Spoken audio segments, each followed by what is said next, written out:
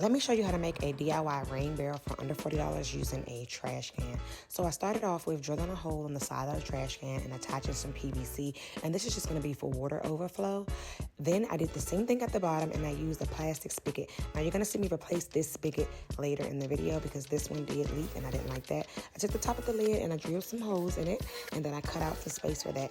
Then I used a mesh splatter screen, cut it off the rim, and then I drilled holes in the top of the lid and attached it to the trash can lid with some zip ties.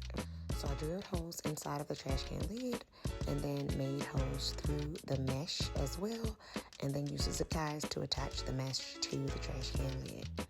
Once I had this completed all the way around the rim, I cut off the remaining excess, and then this is what it looked like.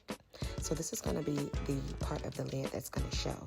I used some cord to attach the lid to the trash can, set them on some center blocks, and then this is what it looked like. As you can see, the overflow side, and then this is the spigot that I replaced the other one with, and it does not leak. This I have details for at the end of the video, so just watch through. But it looks really good. It works really well. This is what the lid looks like, and then I'll show you the inside here. This is what it looks like. And here are the details for the spigot. Very affordable.